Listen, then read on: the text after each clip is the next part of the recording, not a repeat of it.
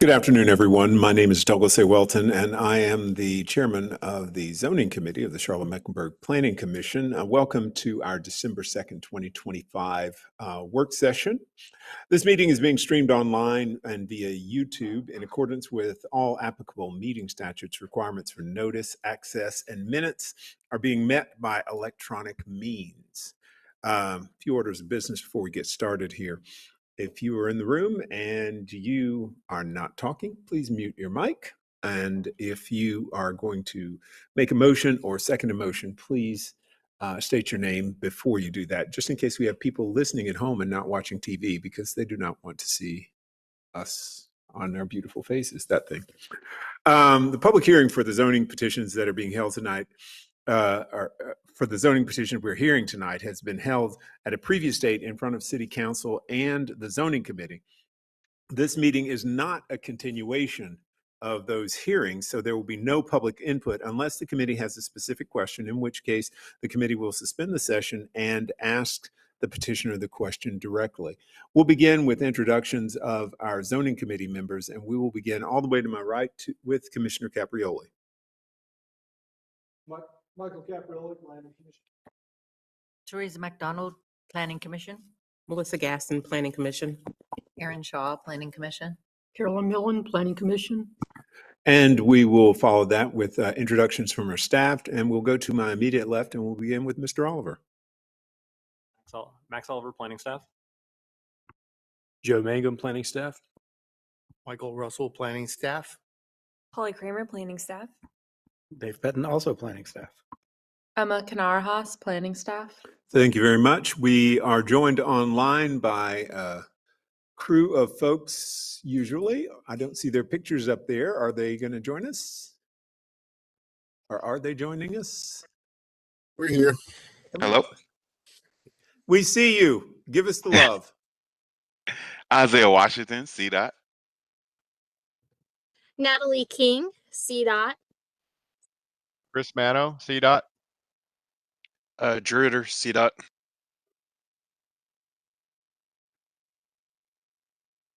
It looks Everybody? like Brent Hyatt is here. He's our new member. So just so I introduce him, looks like he might be having some technical difficulties. But Brent is here, as well as myself, Travis Miller with CDOT. Okay, great. Oh, good. Thank goodness we put that little dialogue box down and we can see you, Drew. Otherwise, you were like a little block there. So that. Anyway, onward to more fun things in this meeting. Ms. Kramer, are there any deferrals that we need to address on this particular agenda? We have two deferrals, petition 2025-036 by Rangeworks and petition 2025-078 by Image Custom Homes, both requesting deferral to our January meeting, which should be on January 6, 2026. All right. Do I hear a motion for the disposition of those deferrals request? Yes, and I make a motion that we defer the zoning request. Shaw, second. It's been motioned in some sort of way by Gaston and seconded by Shaw. All those in favor, please say aye. Aye. Any opposed? All right, we will go on and hopefully go to more exciting and eloquent motions. And not more eloquent. How can they get more eloquent than that? I guess we don't know. We'll begin with item number 3 on our agenda tonight. And that is rezoning petition 2024-129 by Brookhill Investments, LLC. Joe Mangum, would you please bring the knowledge on this? I'll do my best. This site is approximately 42.5 acres, located on the west side of South Tryon Street, north of Remount Road, east of Toomey Avenue, and south of Tremont Avenue. Most of us are familiar with this site. Former site of the Brookhill Apartments, most of which have been demolished. We're here in South End near Wilmore. Current zoning is N2B with a proposed zoning that would apply the Brookhill Village overlay to the entire site. This is a very unique petition. First time we've ever had a proposed overlay district from a petitioner as part of a rezoning, but is really kind of the best mechanism we could find in order to try to work with the petitioner to accomplish their goals. So as I mentioned, that the overlay would apply to the entire site. The underlying zoning is proposed to change for 27 acres to Community Activity Center 1, with the remaining acreage remaining under the N2B zoning. The 2040 policy map recommends the neighborhood 2 place type for the entirety of the site. The proposal would allow for uses permitted in the CAC 1 zoning district on the larger portion of the site, allow amphitheater and rideshare terminal uses by right, and amusement facility outdoor with prescribed conditions, allow temporary uses of outdoor seasonal sales, temporary outdoor sales, and temporary recreational vehicle park. Allow 2 establishments with an accessory drive-through along either the South Tryon or Remount Road frontage. Commits to providing 100 residential units on site that are income restricted to households earning 80% AMI or less. Limits building height to 48 feet and blank wall area to 40 feet. Commits to a minimum 25% ground floor transparency. Limits surface parking lots to 35% of the site. Exempts the site from UDO subdivision and streetscape requirements. States the maximum block length on Brook Hill shall be 1,350 feet and 900 feet for all other internal streets. Exempts the site from tree save requirements and internal planting requirements, including landscape yards between uses within the site. Commits to providing 15% of the site as open space and provides a menu of possible enhancements. Establishes on-street parking dimensions for internal streets. No building permits, site development permits, or other development approvals associated with the overlay would be issued after October 31st, 2049. That is when the land lease expires for the site. Since the public hearing, the petitioner has removed the amphitheater as a by right use, as well as outdoor seasonal sales and recreational vehicle park as temporary uses.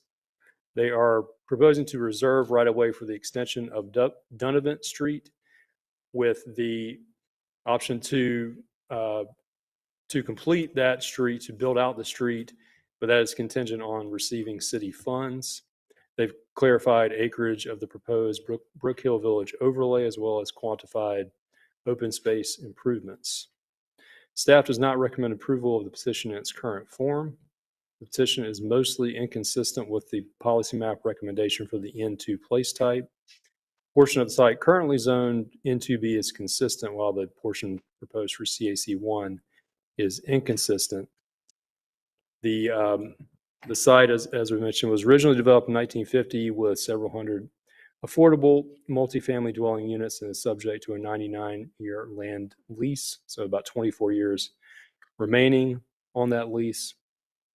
During the tenure of the lease, tenants may develop on the site, but such investments turn back to the property owners at the end of the lease. In its current state, the site is underutilized as much of the land is now vacant. Brook Hill Village is located at the edge of South End's core, where redevelopment has successfully transitioned industrial and older commercial areas to transit-supportive development anchored by the Lynx Blue Line and large mixed-use projects. There's a desire to activate the Brook Hill Village site, but there are several unique constraints that make development scenarios difficult to pursue under the Unified Development Ordinance. I won't read the rest of all of those bullets, but essentially there are still significant outstanding issues, and staff is not recommending approval in its current form. Thank you very much, Joe. Do we have any questions or comments? Anybody want to jump in here? Commissioner Shaw. Thanks, Joe. That was a great summary of what I know is a really complicated project, and with a lot of creativity on all sides to get to this point. Can you just give us like the off book, like, I don't know, what are the top 3 concerns that staff has with the current form of the proposal? I think probably the biggest one is that the financial commitments requested by the petitioner are that's still unresolved. And that would go to the completion of Dunavant Street, would also provide for 2 pedestrian connections that would, under a normal petition scenario, would require a full street build out. I think staff just has concerns about bringing a lot of activity to the site without a proportional amount of improvement to allow folks to navigate the site. As just a summary there. And I'll just add just to what Joe had mentioned, he's spot on with summarizing that for us. I'll say that the latest update is that we do have some time scheduled later this week on Friday with partners in economic development to discuss some of that funding and to try to work through that scenario. So we're, a little bit kind of running some parallel courses, but one's a little bit ahead of the other. So we may have some clarity on some of that later this week. But that's really the biggest challenge that we have is understanding commitments on getting that level of infrastructure up to at least some minimum where we feel comfortable with inviting that level of activity to the site and really who's going to make that commitment, whether it's, full city commitment or if it's more of a partnership. But we're trying to get some of that clarified. And like I said, there's a meeting scheduled later this week on Friday to discuss that. So doesn't really help in factoring some of that into the decision making this evening, but just wanted to give you the latest update that those conversations are still ongoing. And I feel like once that is understood, we can probably clean up more of those issues, particularly on the transportation and pedestrian network side, just to get an understanding of where that funding may be coming from, the timing of those improvements, and then how they relate to activation of the site. Thank you. Anyone else? Commissioner Cast? Commissioner McDonald? Donald. Yeah. This question is for Dave. Does that mean that the city is contemplating some contribution to the costs of these improvements? There is a request to consider that on the city side. And that's something that, again, we're continuing to evaluate. There's a process that they do go through in economic development to look at those asks and kind of evaluate what the level of that commitment is, the return on some of that investment, how that relates to public benefits. And that's some of the questions that we want to continue to get some information on later this week so they can continue to, go through that process to evaluate it so they can understand the level of any commitment they may make on the city side and then be able to present that in a sound way to city council for them to consider putting any additional funding into the project that's being asked of them. Thank you. Mm-hmm. Commissioner Gaston? Yes, thank you for your update about what's going on and the meeting coming forth. I guess I have a question. This is a longstanding project that's been going on for a long time. Yep.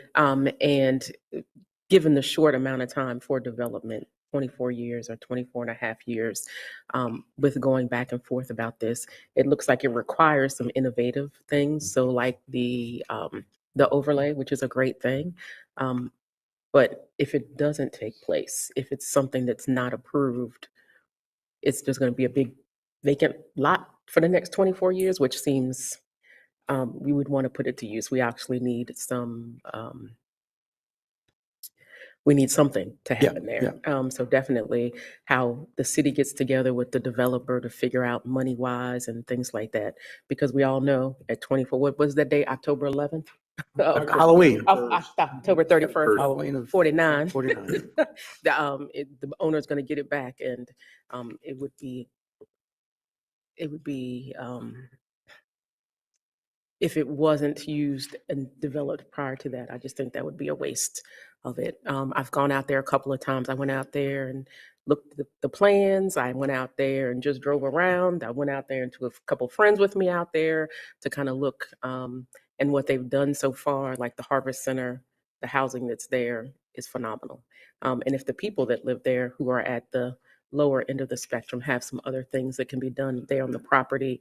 That's the perfect thing that we're always talking about in the city. You know, we want people to be inclusive and we want all these things to happen. And those are people who are at the lower end, the 30-40% AMI, but yet there will be no amenities there for them to take place that they can walk to, which seems a shame. So I'm going to jump off my soapbox and let's end it there. Thank you. Yeah, I mean, I think you're correct in that if this doesn't get approved in some form, then we may not see these types of uses. There's been several proposals over the years to, place some activity on this site. This is one that we've seen that's, like I said, at the hearing has probably come farther than any others. And I think does provide some good benefits to the folks that are still living there and then still offer some new residential options. I think our challenge is the entitlements of it without those commitments to the pedestrian side. Like, let's say this gets approved from the rezoning standpoint and then the funding ask doesn't come together. All those uses can still go on out there, out maybe some of the infrastructure things that we would typically look for in a project. So I think that's where staff has a little bit of concern. I think we like the concept and the ideas that are being proposed. I think it's just getting that entitlement in place without understanding where some of those other commitments are going to be made for infrastructure improvements. If that doesn't come together, they still have those entitlements. They can still do all of those things without maybe some of those improvements that we feel are important. So I think that's why we're trying to get that funding scenario sorted out. But again, it's a little push-pull and we're a little ahead of it by just, unfortunately, a few days with where we are tonight. Thank you. Mm-hmm. Anybody else got anything? If not, hi, David. I'm gonna go. Dave, is there, looking at this from a practical point of view, it seems to me that there is a land use part of this issue and there's an economic development part of this issue. The economic development part of this issue has critical path, the land use part. Is this, I don't feel like I've run into this as a scenario before. Is this something that we can learn from so that we don't come to this party? You never want to cry over the same boy twice, I think is what people say.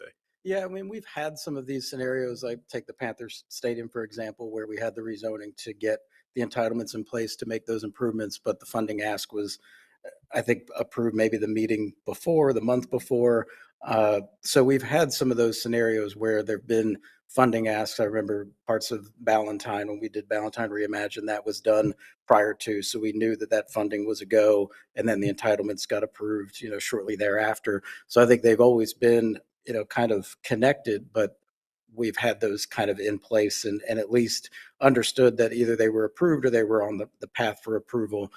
So we didn't kind of find ourselves in this little bit of an unknown gray area of thinking about placing entitlements on the ground without understanding some of those funding commitments. So, it puts it in a little bit of a tight spot and a challenging spot. So, but as far as what we can learn from it, I think just trying to get those things maybe in place a little bit earlier, those asks taken care of a little bit earlier. I think part of that was when we went back and talked to the petitioner about some of the sidewalk improvements, there was an ask already on the table for some things with road improvements. But I think once we kind of said, look, we feel like some of these pedestrian amenities are still really critical to staff, they had to go back and recalculate what that new ask would be. So they, did lose a little bit of time. That was something that kind of came out of us being, pretty dug in on asking for some of those improvements. So I don't necessarily put that on the petitioner side. It was just the timing of working through all that and kind of identifying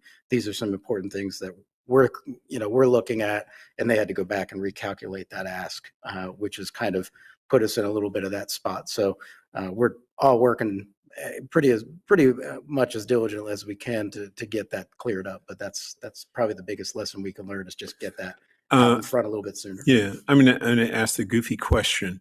Can that be cleared up before this committee gets back together for a work session next month?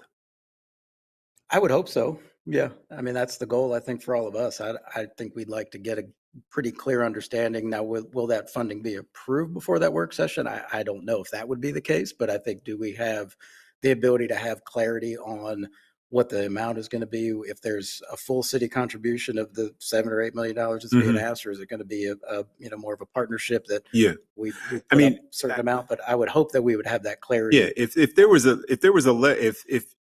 if somebody came back, and I don't know the legalese, so just let me go here. Came back and this came back in front of us, and somebody said, "Here, the city has committed to doing this." And I know people have to vote on things and checks. I've gotten checks from the city before. It's an interesting adventure. It takes a while. All right. So but what I kind of feel like is we don't know if there's going to be a check from the city coming. Right. The land use we can like. However, what I'm getting, and I hope everybody else is seeing the same thing, staff has a hill they're going to die on, and it's some pedestrian improvements and some other things, et cetera, et cetera. That's fine. But, cart before the horse, throw whatever, metaphor you want in there.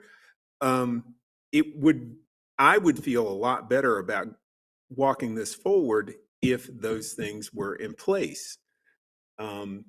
I don't know. Does anybody else feel the same way I do, or you guys think I'm out on a limb all by myself here?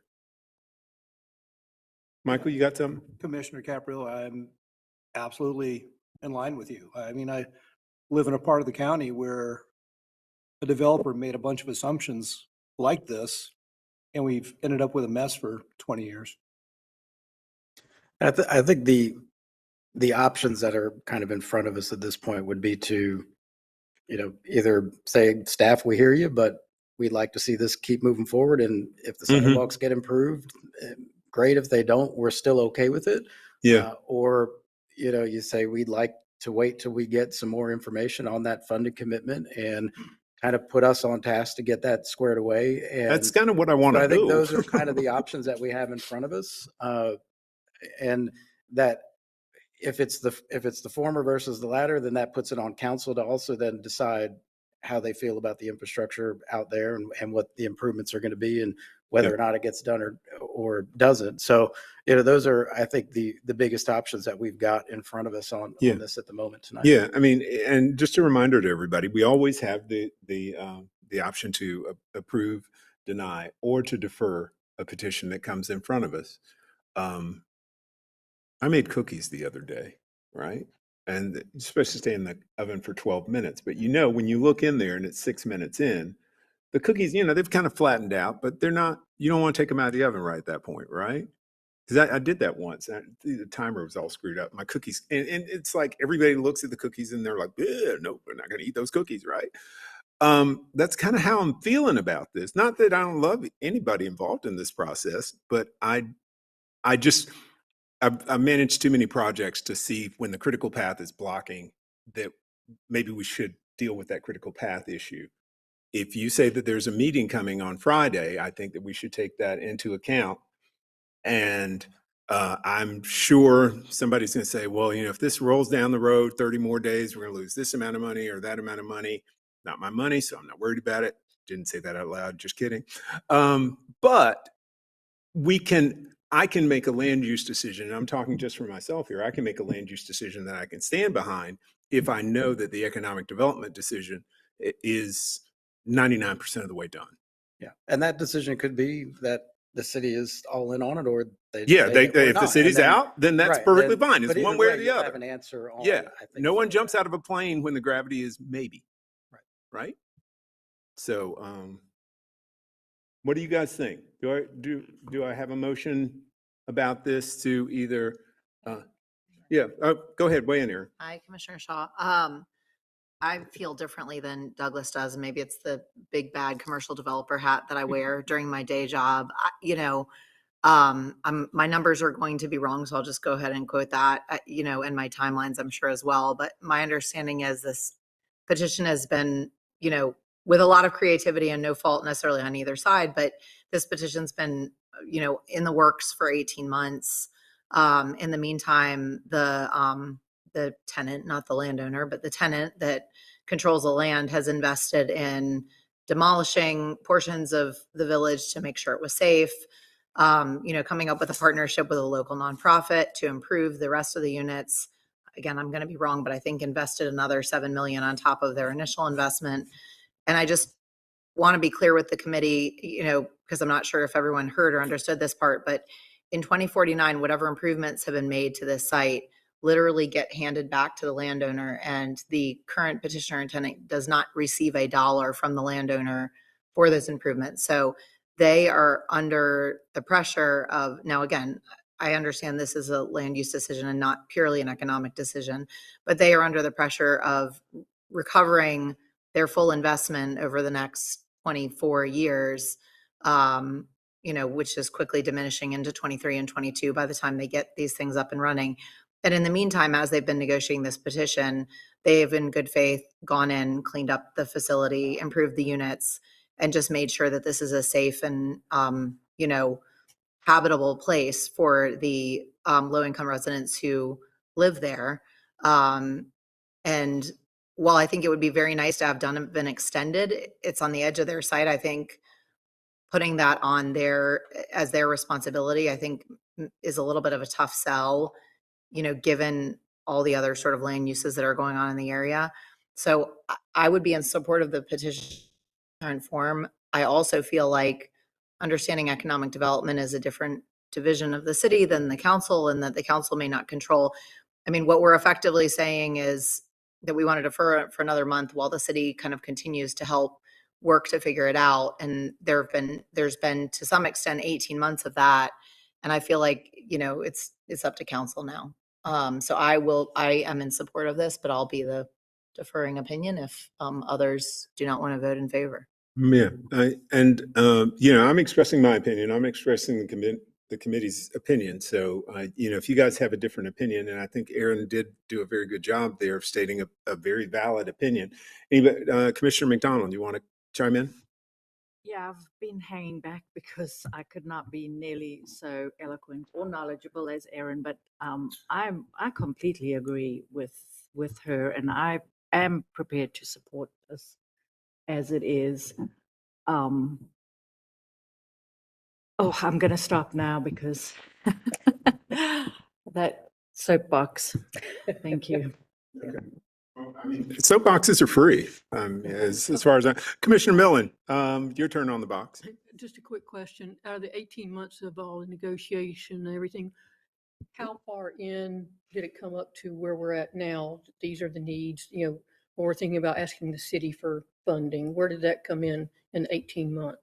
I mean, it's been a long process that we haven't been involved the entire time of all of that. It started out as just a conditional rezoning request, and realized that there were a lot of things that couldn't be achieved with just a standard rezoning and an EX petition. And we kind of dropped back and talked about the overlay district. That took a little while to get together, and then some reviews and comments on that. So it's been an ongoing process for that. I think most recently, I would say over the last several months has been when kind of that understanding and scenario of the city on our side from staff's perspective saying, these are the important things to us. That has probably been over the last maybe 3-4 months of these conversations, which I think, again, has probably prompted the change in looking into funding sources and how that's going to work. So it's been a little bit in flux over those 18 months. We've been kind of off and on with it during that time frame. But I think the clarity has kind of come over the last, I'd say maybe since August or September. And that's where kind of that process had really ramped up and got us to where, we really are today. So even though it's been going on protracted like that, I'd say the last 4 months have really been when we've gotten that full final clarity on what our expectations were and asks would be, and then what the funding ask was going to be as a result of that. You good? Anybody else got something they want to say? We're at the place where we could have a motion. If somebody wants to make one, I'm not going to be the person that's making it. Do you want to do it, Aaron? No, or go you? ahead. Okay. Gaston, I make a motion to approve this. The petition is found to be mostly inconsistent with the 2040 policy map 2022, based on the information from the staff analysis and the public hearing. And because the 2040 policy map recommends the neighborhood 2 place type for the site, the 15.23 acre portion of the site proposed to remain zoned in 2B. Neighborhood 2B is consistent with the 27.24 acre portion proposed to be rezoned to CAC 1. Community Activity Center 1 is inconsistent. However, we find the petition to be reasonable and in the public interest based on the information from the staff analysis and the public hearing.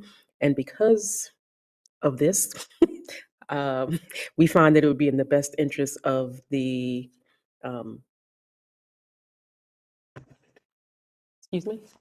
the community. Thank you very much. The best interest of the community and the residents in the area for this to be approved. Shaw, second. It's been motioned by Commissioner Gaston and seconded by Commissioner Shaw. All those in favor, please say aye. Aye.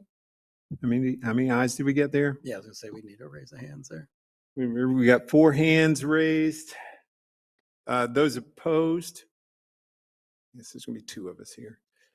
All right, that passes 4-2. Okay. Michael, we have to craft our opposition into something.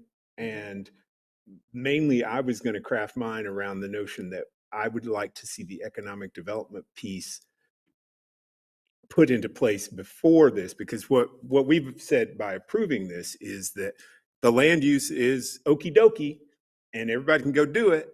And we've got no guarantees on Staff's Hill that any of these improvements will take place. So I would ask, as a part of our opposition, that staff and city council get on their real fast horse and put this one into play, because otherwise, and it is up to council to make this decision. I know I said a lot. Did that come off as? Yeah, I think an between opposition? what you just conveyed and just the conversation in general and your comments earlier, we can craft that into a minority opinion. Yeah, that's, unless you wanna Michael, add you have anything. something else to add to No, that. I agree with you 100%. I'm also opposed to this. They want exemption for tree save areas, internal planning requirements. I mean, to go on to what Commissioner Gaston had talked about affordable housing and lower scale income.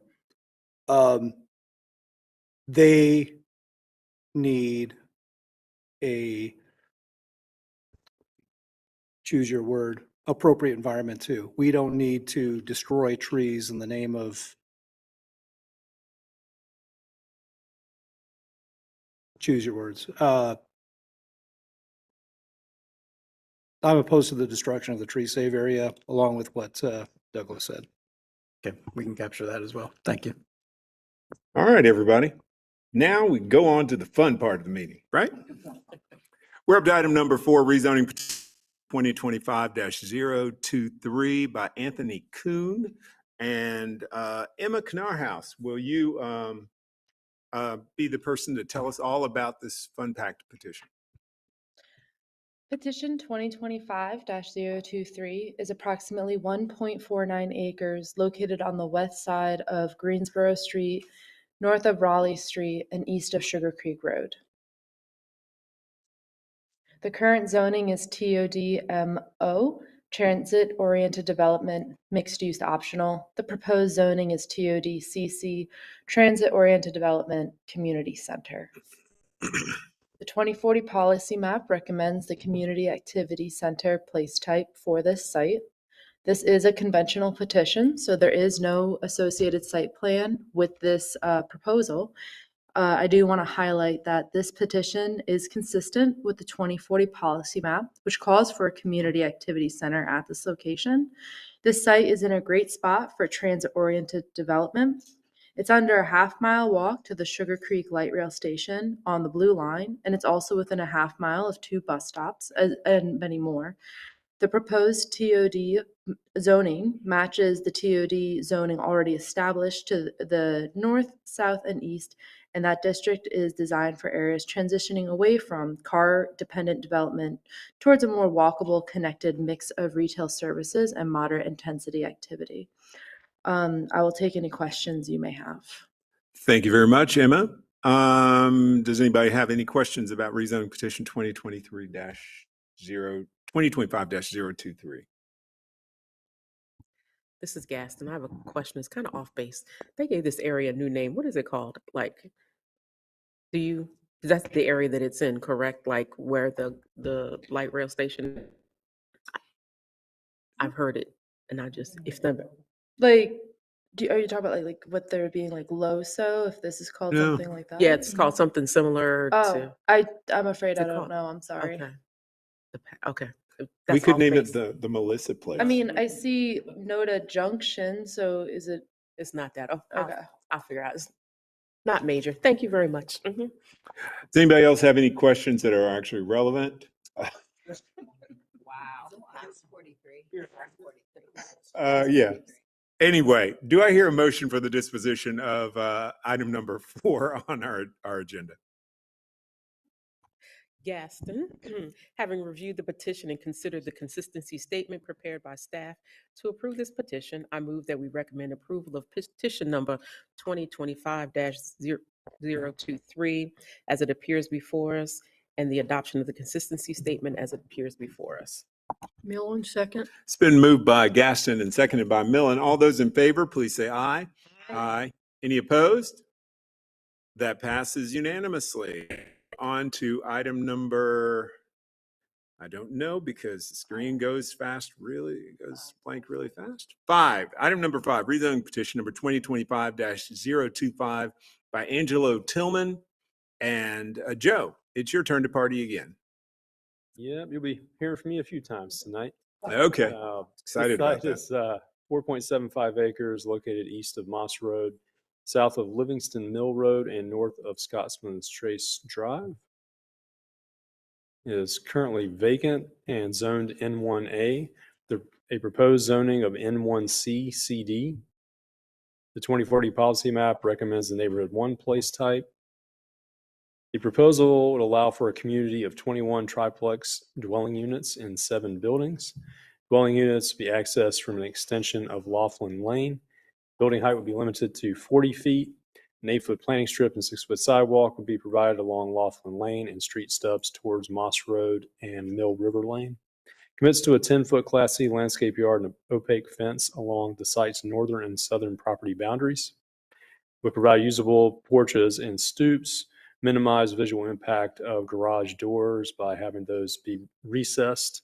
Commits to open space improvements to include a picnic table, bench, and outdoor playground, as well as to dedication and conveyance of the 100-foot swim buffer and 50% of the FEMA flood fringe of Polk Ditch to Mecklenburg County to provide access for a future greenway.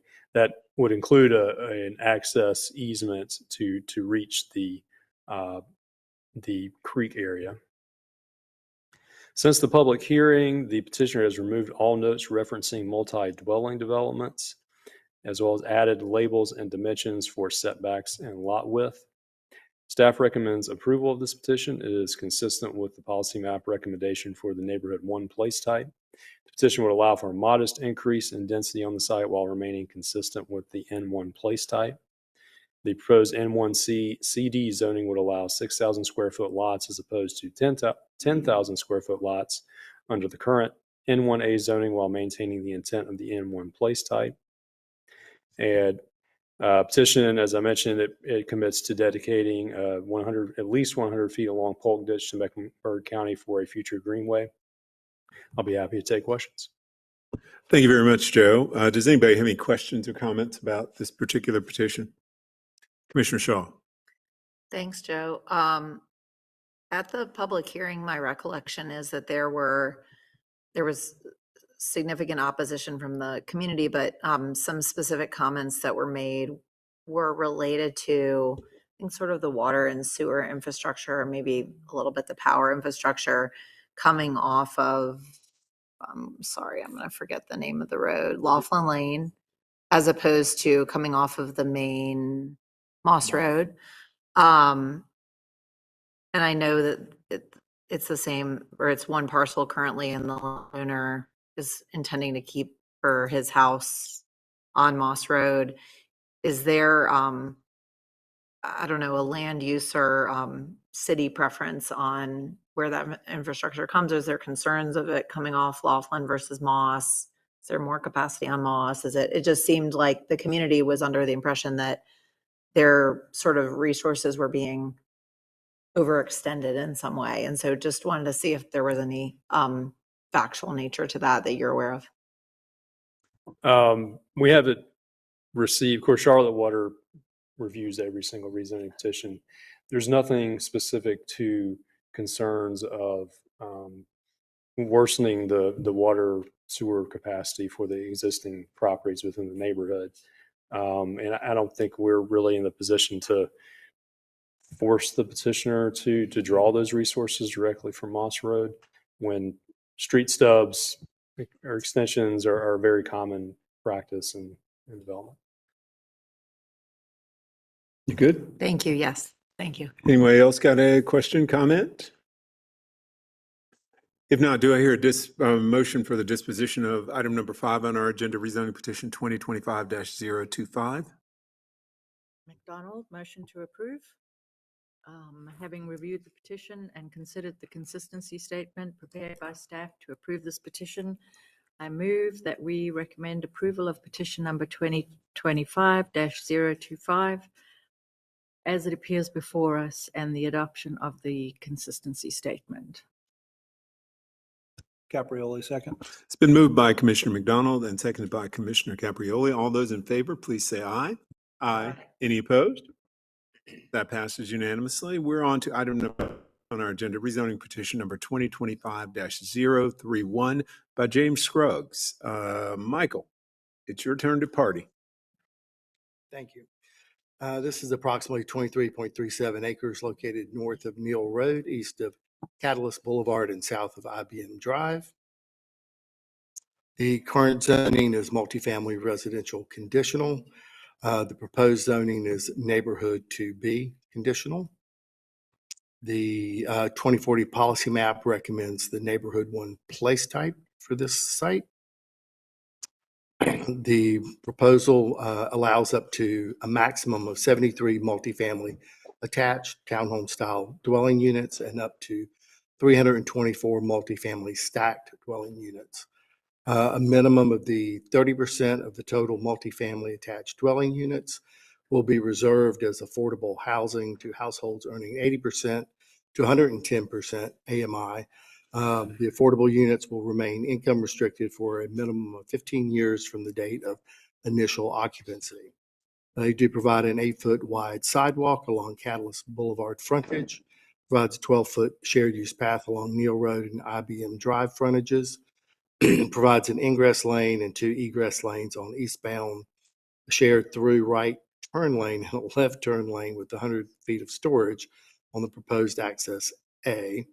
Restripe the existing painted median to include a northbound left turn lane with 100 feet of storage on Neal Road. Provides signal head configurations and other signal modifications to be determined in permitting. Update signal phasing and timing to include the 4th leg of the intersection. Provide ingress lane and 1 egress lane on eastbound terminating left-right turn lane on proposed access B. Restripe the existing painted median to extend the existing northbound through left turn lane from 300 feet of storage to at least 400 feet of storage on Neal Road. So a lot of transportation improvements.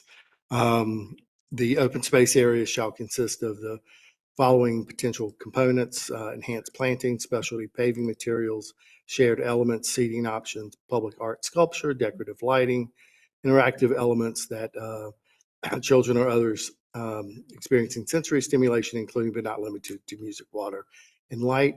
They do provide architectural and design guidelines.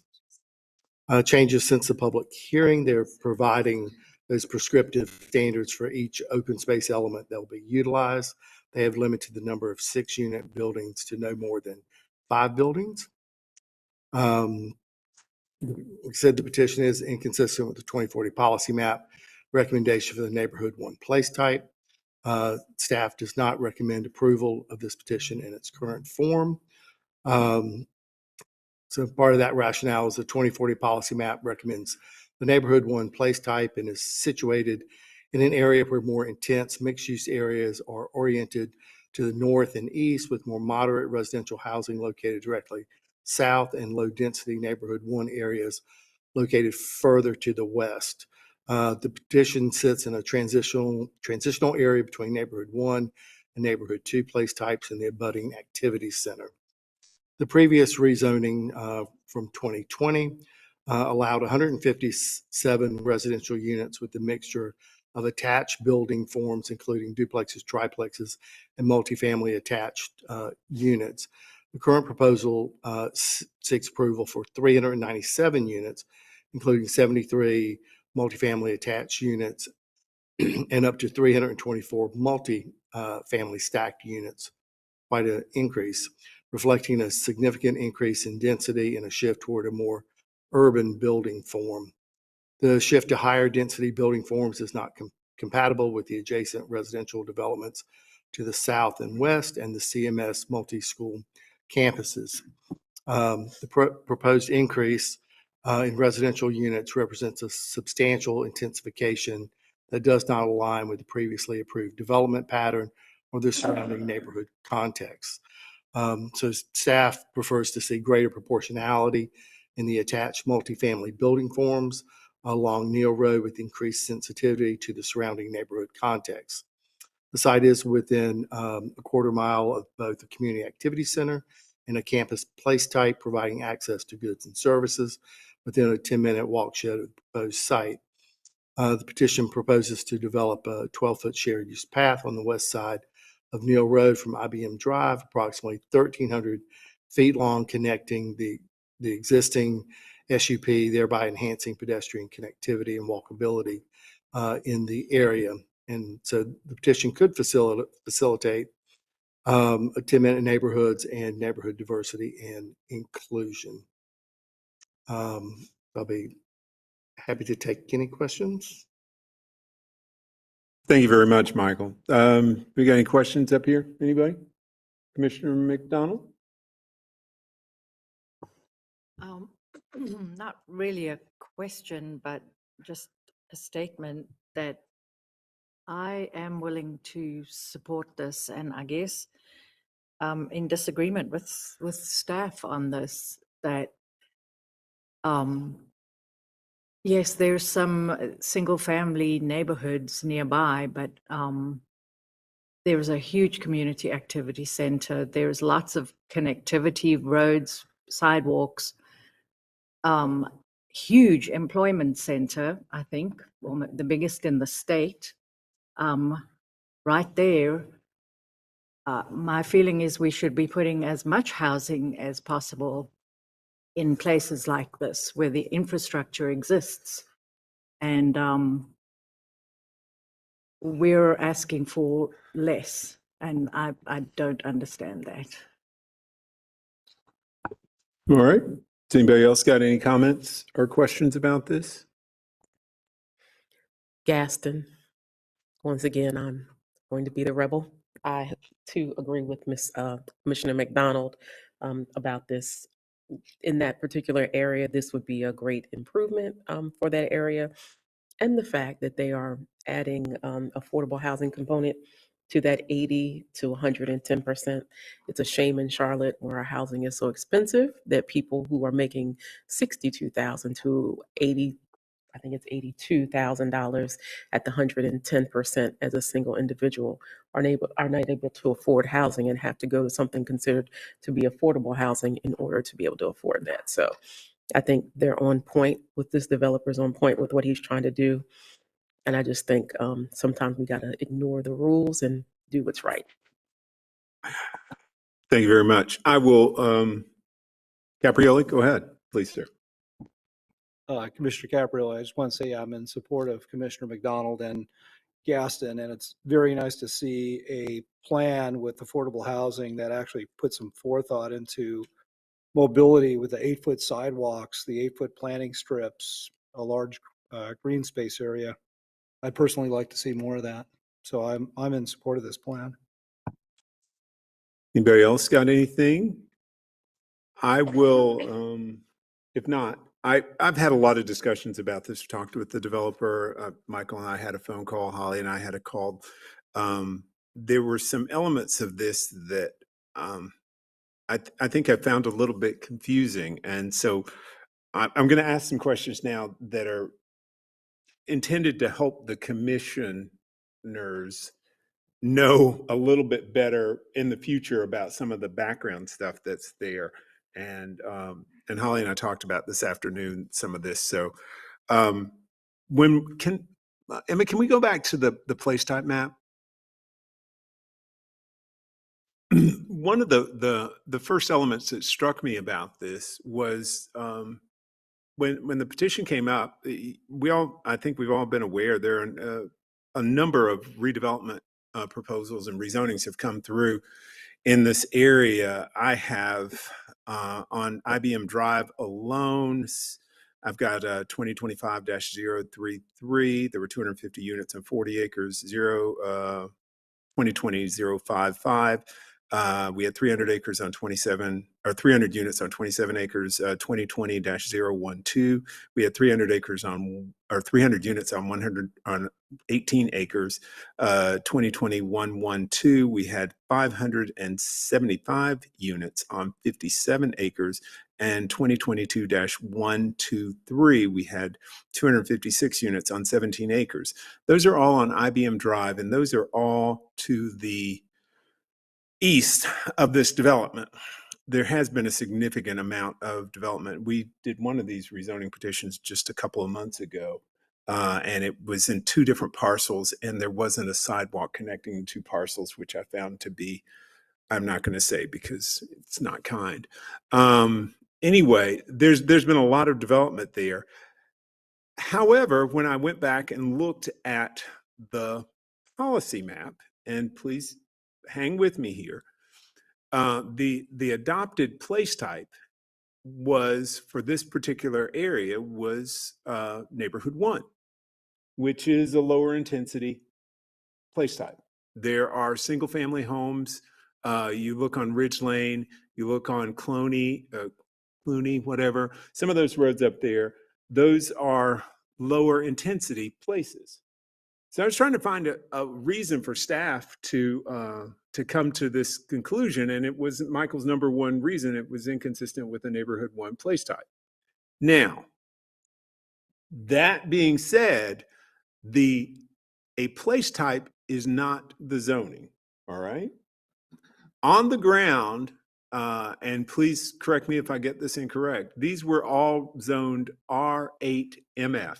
And were they conditional R8 MF CD? Yes, it's Yeah. conditional.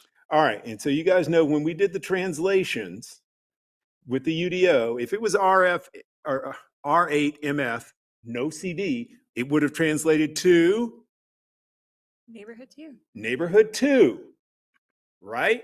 So in essence, it would have been appropriate in Gospel according to Douglas for this particular type development. And the issue is it isn't neighborhood 2, it's neighborhood 1. Now, even more fun, the community area plans for this area were not adopted by council a week ago. But in that community area plan, there was a revision to the policy map. And this area, this little triangle with Catalyst, IBM, and Neal Road became neighborhood 2. All right. So, but that plan wasn't adopted. Okay. And I say all these things because this led me in, and I may be just up here talking to myself at this point, but there were things around here that were saying, okay, what do we really think belongs here in the future? All right. And clearly, because of the way that the plan said we want to change this neighborhood to, people believe that this is a place where we should have neighborhood 2. We have activities that's CAC, is it CAC across the street? Okay. And we've had a lot of rezonings up there, right? We've had all these things. And I'm just saying this for you guys to understand how I got to a place with my process here. So hopefully I'm still making sense. So that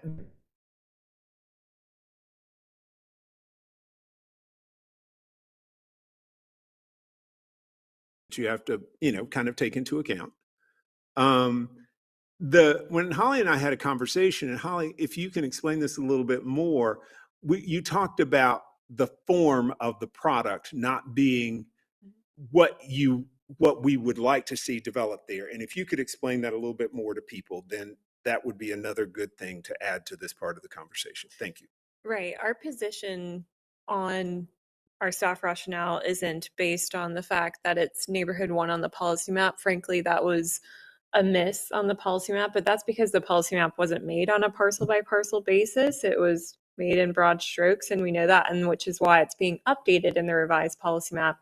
Neighborhood 2 is always going to be a preferred transition here against that community activity center, especially considering you have that neighborhood 1 single family further to the west. So having the neighborhood 2 barrier in between the CAC and the neighborhood 1 is the preferred transition. So it's not that we ever had an issue with neighborhood 2 here on this site, and that's echoed by the fact that we had the R8 multifamily conditional entitlements on it already, which we were supportive of in the past.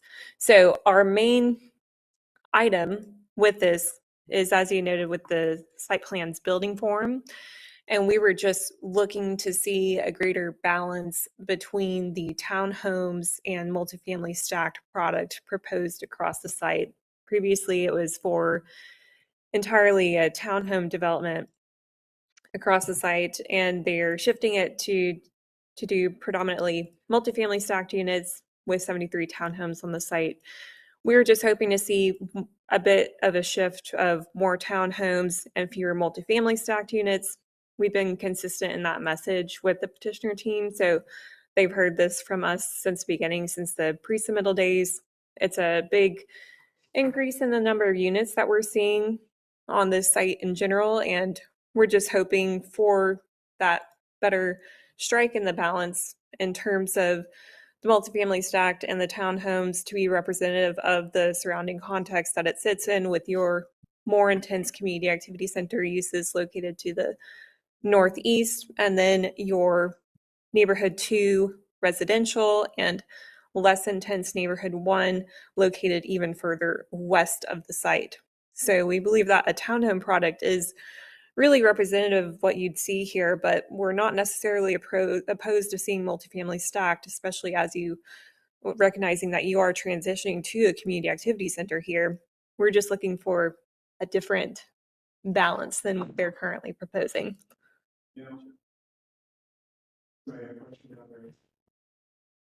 Just the blue on the other side of IBM Drive, is that not multifamily stacked? That's the Vinoy. Right, and apartments? that's part of that larger community activity center area. And our understanding is as you move north and northeast, that's where a lot of that more intense urban form is transitioning. So those petitions that you're mentioning, I think you'll see them populate. They're all, I think you even mentioned that direction. And that's where you see an aggregation of a lot of those more intense urban districts, or even maybe further south away from the site. But here in this area, you have a lot of that townhome development directly along its west side, and then again further to the west, not directly abutting the site, the single family development. Sorry, I did have another thing. Go ahead. If I'm not mistaken, University City Partners is in support of this petition. Correct. And I do give their opinion a lot of weight, because they really are tuned in to the needs for this area. And having announced something like 2,700 new jobs coming to the area, just to harp again on jobs, just whatever number of units of housing, 500, even adding all the units that Douglas mentioned, we might be getting close to housing that matches the jobs being created in the area. It just seems like another point to consider, that University City Partners is in support of this. petition as it stands. Commissioner Gaston? Yeah, so I just want to go back to something that you said, Holly, and Douglas. So if this was a neighborhood 2 place type and it had been adopted, would they have been able to do it as the current form that they're trying to do, or would you have still requested that they have would- more townhouses? We would still request this. So something being in alignment with the policy map doesn't negate the fact that we're still going to take into account larger contextual considerations. Mhm. You'd be surprised the petitions that we see come in at an early stage that might be technically consistent with the policy map, but a really bad fit for the area. And that's because of those more nuanced variables that we have to consider. Again, I don't think that the product they're proposing is bad at all. It's just that very nuanced gray balance of it. This isn't an egregious petition by any means, and this is what Commissioner Chairperson Welton and I talked about earlier today. When we talk about other petitions where we're not in current form, you might see a litany of outstanding issues. That's not what we're talking about here. It's just a site plan and building form issue that we've had from the beginning that we've been pretty clear on, and we were just hoping for a bit more leeway from the petitioner. Thank you. Commissioner Caprioli?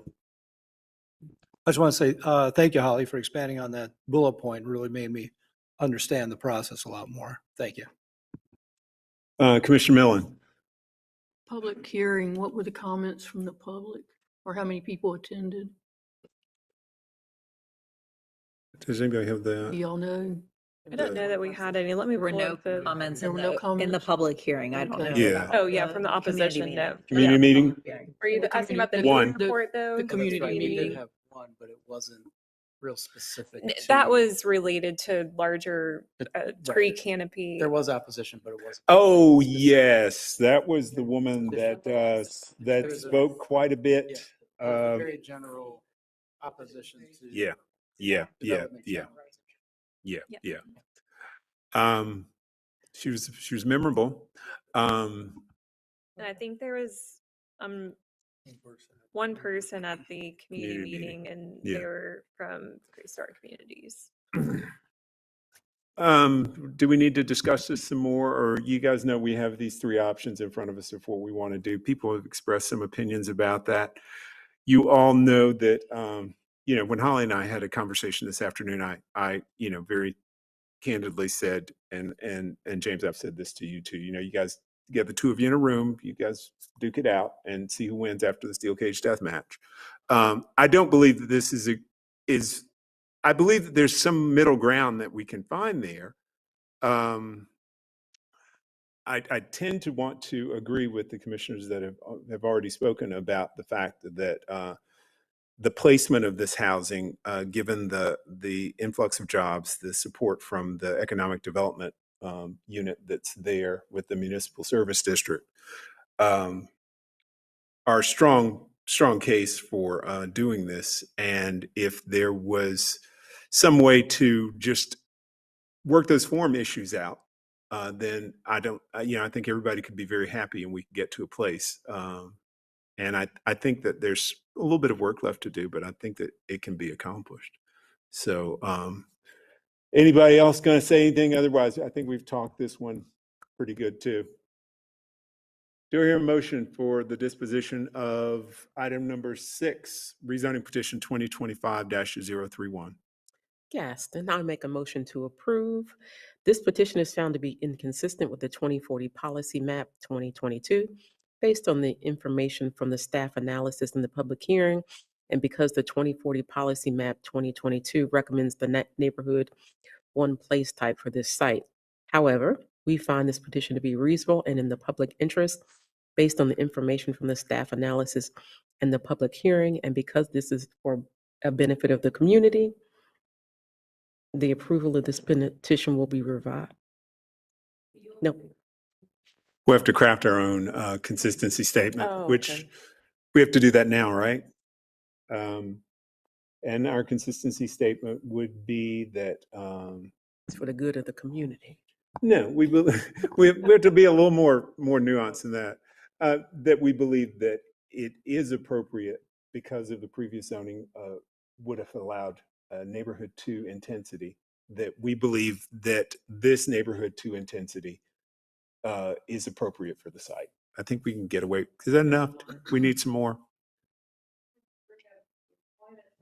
Yeah, it's near an employment center. It has the support of the municipal service district. And the transportation or the pedestrian improvements were yummy. Yeah. Those are some things, right? And then, are you done reading now? Yeah, thank you. Do I hear a second from that motion that was as eloquent as the first? Hey, do I hear a second? McDonald, second. It's been moved by Commissioner Gaston and seconded by Commissioner McDonald. All those in favor, please say aye. Aye. Any opposed? All right, that one passes unanimously. Thank you very much, people. All right, let me get back to my thingamabob here. And we're up to item number 7, aren't we?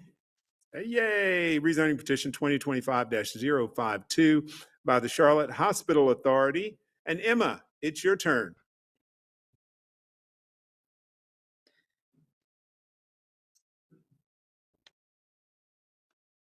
This is petition 2025-052. It is approximately 0.81 acres located south of South Tryon Street, west of Steelcroft Parkway, and north of Steel Creek Road.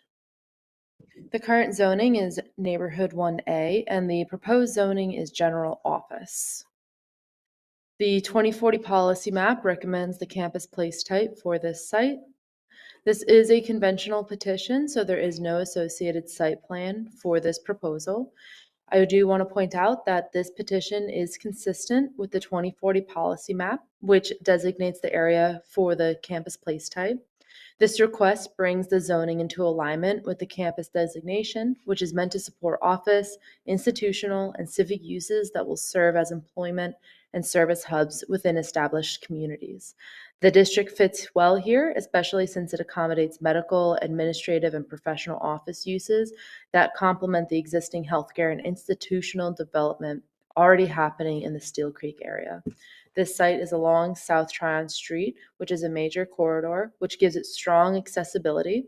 It is also surrounded by a mix of, once again, office, commercial, and other uses. So this proposal fits well within the existing neighborhood area.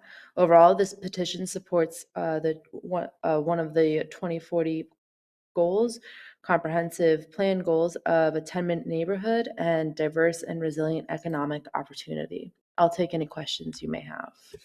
Thank you very much, Emma. I'm excited because I don't know if we've had an OG rezoning. It's cool to be OG or something like that.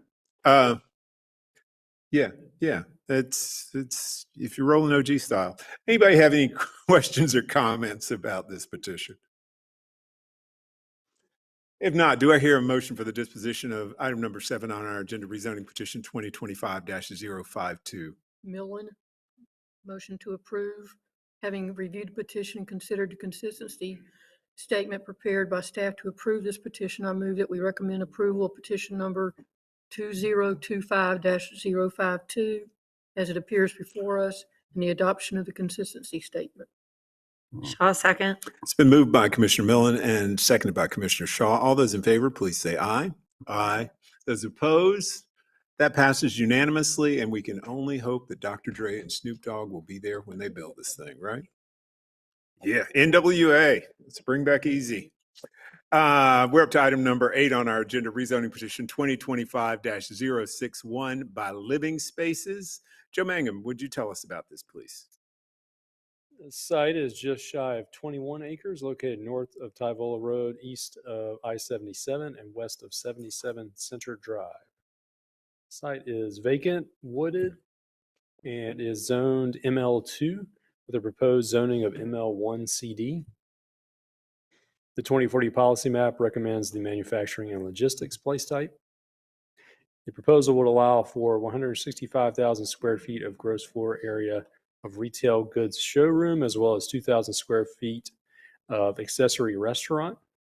The building envelope is illustrated in purple, surrounded by the parking and loading envelope. A 100-foot Class A landscape yard will be provided along the northwestern property boundary where abutting OFC zoning. Site access will be provided through an access easement to Tyvola Road at West Park Drive. And an 8-foot playing strip and 12-foot multi-use path will be provided along site's Tyvola Road frontage. Since the public hearing, the tree survey has been revised to show all trees within the Tyvola Road right-of-way. Staff recommends approval of this petition is consistent with the policy map recommendation for the manufacturing and logistics place type, would allow for uses permitted in the ML1 district while eliminating the possibility of more noxious uses that would otherwise be permitted under ML2 zoning. The proposed retail goods showroom is more compatible with the adjacent office and commercial uses than perhaps other ML2 zoning or uses allowed under ML2 zoning. I'll take any questions. Thank you very much, Joe. So the exit's going to be right there at that traffic light. Is it going to be another leg on that traffic light? Is there? Well, four? it's existing. There's an It existing. provides access to the McDonald's and gas station. Okay. All right. I'm just trying to get that square in my mind. Okay. Does anyone have any questions? If not, do I hear a motion for the disposition of item number 8 on our agenda, rezoning petition 2025-061? Gaston, having reviewed the petition and considered the consistency statement prepared by staff to approve this petition, I move that we recommend approval of petition number 2025-061 as it appears before us and the adoption of the consistency statement as it appears before us.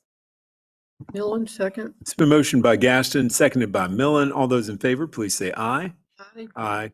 Any opposed? That passes unanimously. We're up to rezoning, or item number 9 on our agenda, rezoning petition 2025-076 by Kevin Nguyen, LLC. Joe Mangum, we've heard from you before. Is it time for us to hear from And you this again? isn't the last time. Oh man, I'm so excited. This site is just over 2.5 acres located north of Shopton Road, east of Steve Chapman Drive, and west of Pinecrest Drive. The site is currently vacant and is zone CG ANDO, that's Airport Noise Disclosure Overlay. Proposed zoning is N2A CD ANDO.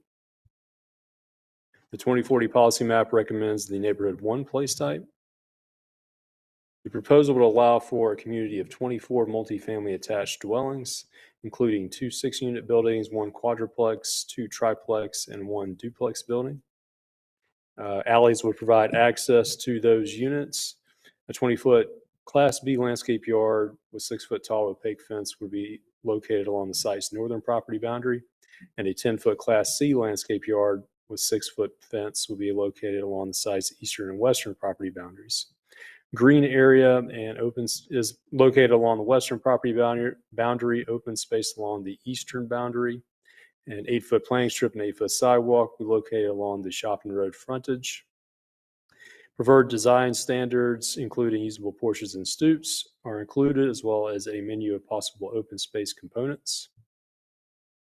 Since the public hearing, the petitioner has revised bike lane dimensions, as well as confirming the tree save area. Staff recommends approval of this petition. It is inconsistent with the policy map recommendation for the N1 place type. However, it is adjacent to multifamily attached residential dwellings to the west.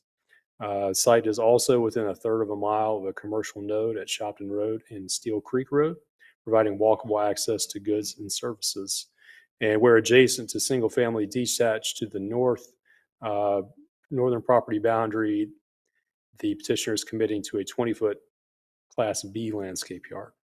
Be happy to take questions. Thanks very much, Joe. Does anybody have any questions or comments on this particular petition? If not, do I hear a motion for the disposition of item number 9 on our agenda, rezoning petition 2025-076? Shaw, motion to approve.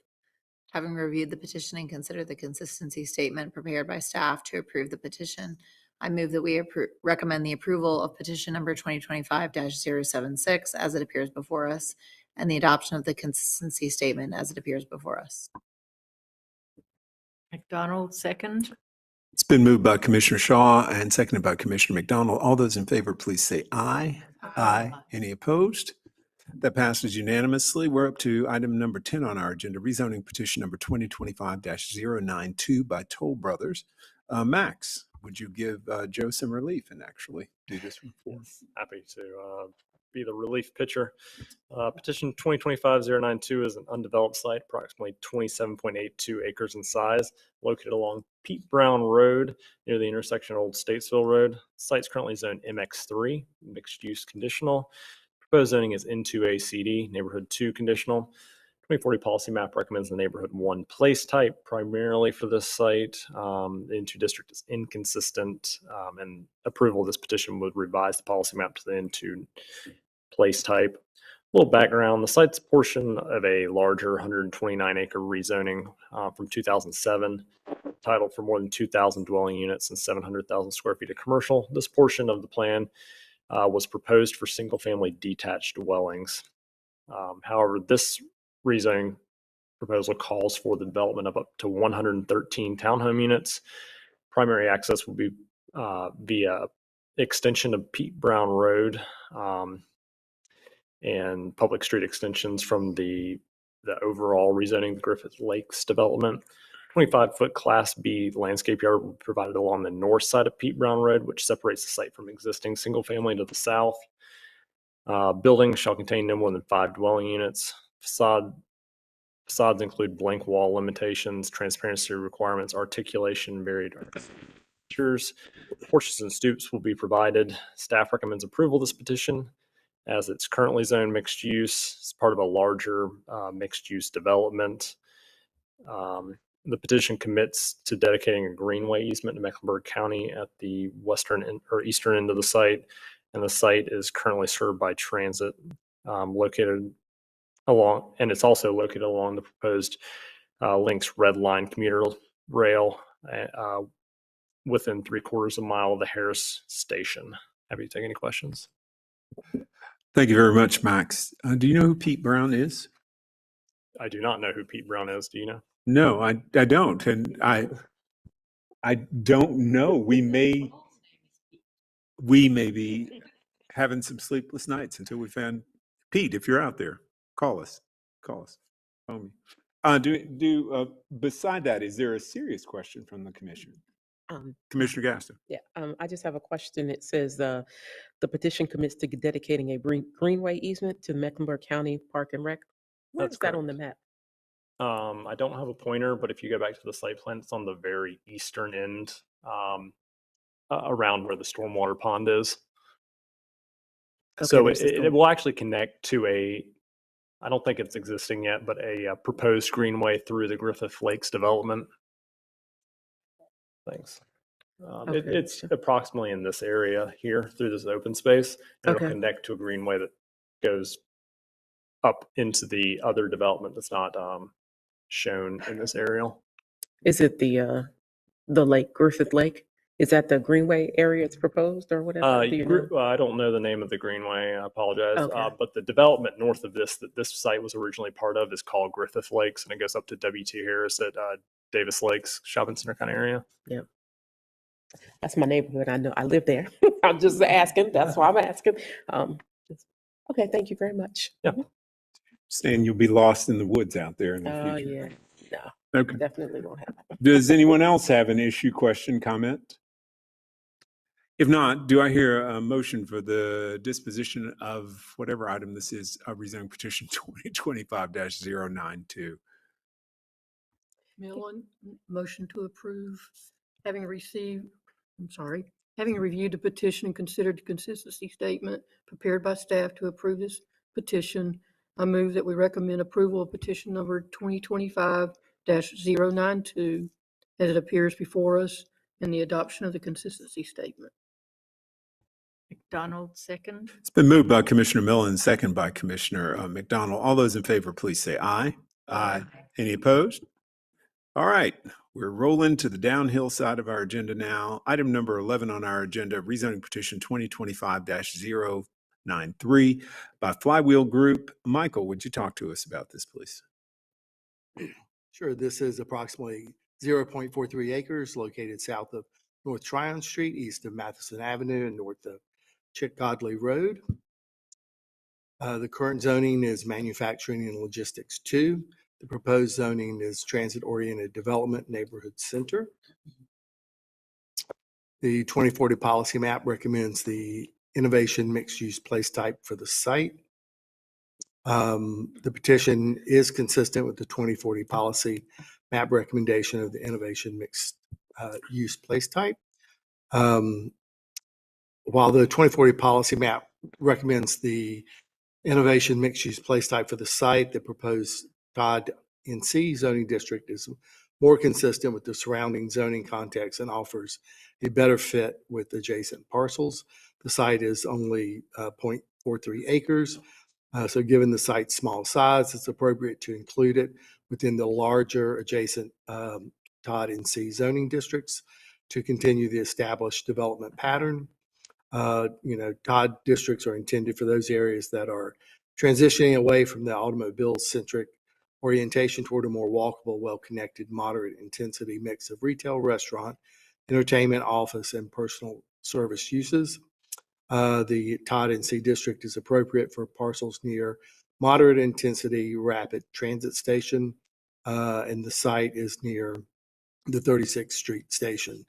This section of North Tryon Street is undergoing a transition from traditional industrial uses toward a more transit-oriented development pattern driven in part by its proximity to the Blue Line. Staff does recommend approval of this petition. Thank you very much, Michael. Does anyone have any questions or comments about this particular petition? I'll just ask Michael, how did this not get Todd NC'd when the rest of everything around it probably got Todd NC'd when they, was that a part of the realignment or the TOD rezoning or not? I don't know if it was. Yeah, it was. Oh, it was conditional? There's already a business there. Okay, all right.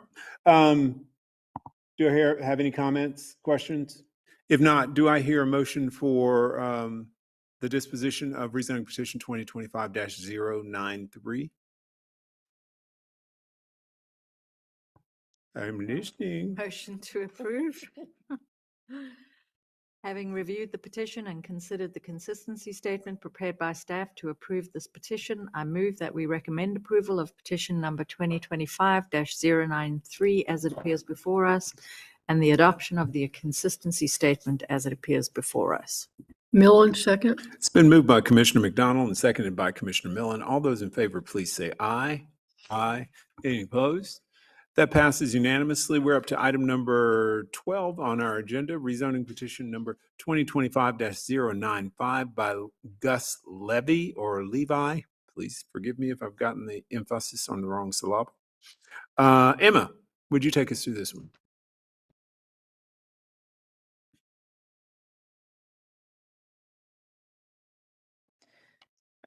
Petition 2025-095 is approximately 0.29 acres located west of Statesville Road, south of Hutchinson McDonald Road, and north of Riley Avenue. The current zoning is Neighborhood 1B. The proposed zoning is General Commercial. The 2040 policy map recommends the Neighborhood 1 place type for this site. This is a conventional petition, so there is no associated site plan. Staff does recommend approval of this petition. While the request is inconsistent with the 2040 policy map's Neighborhood 1 recommendation, we believe the rezoning is still appropriate given that the site's context and surrounding development patterns. The general commercial district is designed for commercial areas along major roads and intersections. Even though it supports vehicle access, the UDO standards help create a more walkable, connected environment with improved streets and sidewalks. The site backs up to N1B to some homes. However, there is a required 10-foot side setback, 20-foot rear setback, and a 20-foot wide Class B landscape yard that will provide meaningful buffer and screening for nearby residential properties. This site is also well served by transit, and this rezoning would align the property with the established commercial zoning pattern along the Statesville Road along Statesville Road. This part of the corridor will allow for a filling of goods and services, and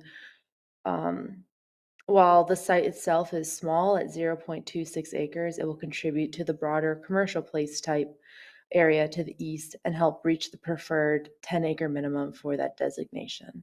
I will take any questions you may have. Thank you very much, Emma. Does anybody have any questions, comments? If not, do I hear a motion for the disposition of item number 12, rezoning petition 2025-095? Hey, Millen, motion to approve. Having reviewed the petition and considered the consistency statement prepared by staff to approve this petition, I move that we recommend approval of petition number 2025-095 as it appears before us and the adoption of the consistency statement. Shaw, second. it's been moved by Commissioner Millen and seconded by Commissioner Shaw. All those in favor, please say aye. Aye. Any opposed? That passes unanimously. We're up to item number 13 on our agenda, rezoning petition 2025-097 by JBJH Investments LLC. Max, would you talk to us, please? Yep. Petition 2025-097 is an undeveloped site, approximately 1.22 acres located on the west side of North Tryon Street at the intersection of Orchard Trace Lane. Site's currently zoned TOD-TR, which is Transit Oriented Development Transition. Proposed zoning is CG-CD, General Commercial Conditional. 2040 policy map recommends the Community Activity Center place type for this site. The CG-CD district is inconsistent with CAC place type, and approval would revise the policy map to the commercial place type. The rezoning proposal calls for the development of an up to 1,000 square foot non-residential space with accessory drive-through. The petition prohibits certain more noxious uses allowed under the CG district, such as electronic gaming establishments, nightclubs, dealerships, gas stations, etc. Access to the site is via Orchard Trace Lane and a cross-access connection with the shopping center to the south. No new access will be allowed on North Tryon Street. 8-foot playing strip and 8-foot sidewalk are proposed along the site's frontages with North Tryon Street. Buildings must be positioned up to the North Tryon Street frontage, and there will be outdoor seating near the sidewalk. Drive-through lanes shall not be placed between the building and the street. A restaurant bar with a drive-through shall provide at least 24 indoor or outdoor seats. Parking and maneuvering areas will be screened from Orchard Trace Lane. Staff does not recommend approval of this petition, as the site is located within a short walk of the Tom Hunter Links Blue Line Station, an area that's quickly developing transit-oriented housing, promoting the Community Activity Center place type's intention to create places where people can walk, bike, or take transit to access goods and services within a 10-minute trip. The proposed development is on this site does not align with the goals of the Community Activity Center place type, as drive-throughs prioritize vehicular access and circulation, which undermines the activity center's emphasis on walkable, pedestrian-friendly environments. And the current TOD-TR district permits a wide variety of uses, including restaurants by right, following the standards of the TOD-TR district would not permit a drive-through in this location, and would achieve a more pedestrian-focused site design. Happy to take any questions. Thank you very much, Max. Do I have any questions, comments? Commissioner McDonald? Yes. I'm feeling you psychically. Yeah. I wanted to note that the Hidden Valley Community Association spoke in support of this site being activated, with the use that the community definitely desires. Walkability on North Tryon.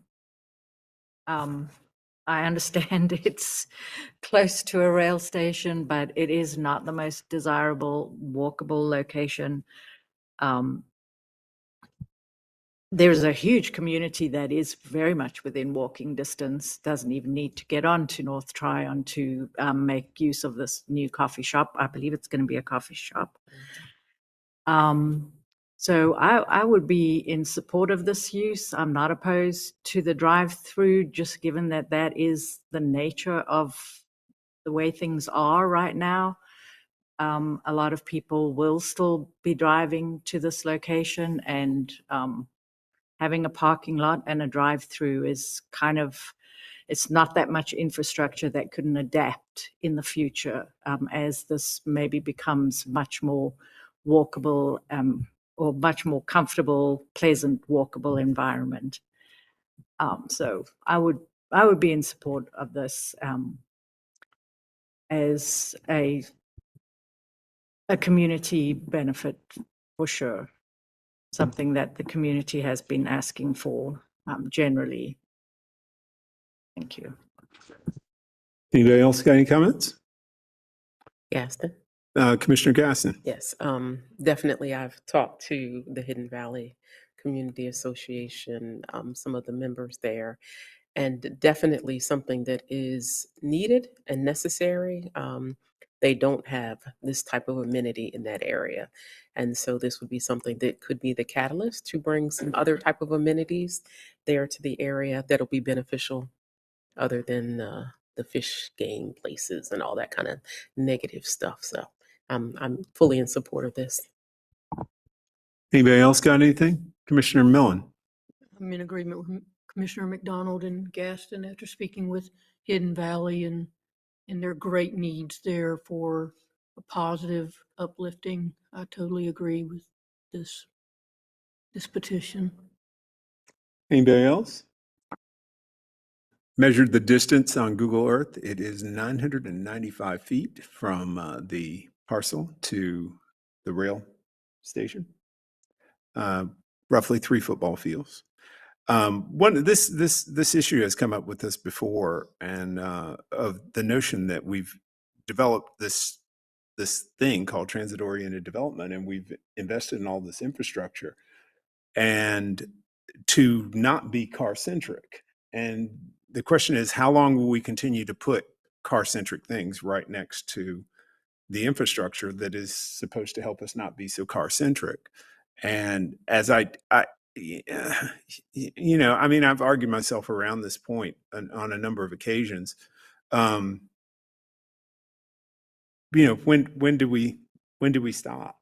It's kind of like our own little crack cocaine. If we don't ever quit, we're always going to be hooked. So I just bring that up as a point that, again, this area is transit-oriented development, car-centric uses, not necessarily the thing. Hidden Valley could be helped by something that wasn't car-centric. Okay. And I know, but I also looked at all of the apartments that are right across the street from it on Panorama Avenue. What was it? April Snowy Lane, which I thought was a clever name. And there is I was going to use the technical term, a buttload of housing nearby that would be walkable. And so something that's not car-centric, a coffee shop is perfectly fine. A coffee shop with a drive-through is the issue here. And I'm just bringing this point up. Again, we can approve, we can deny, or we can defer. So I'm bringing up the point that, we're saying, let's not be car-centric. And that is not incompatible with, we can do things to activate Hidden Valley's neighborhood. Okay, so that's my point. Anybody else got anything to say? I'm gonna put on my little mask. It'd be big bad man tonight. If not, do I hear a motion for the disposition of rezoning petition 2025-097?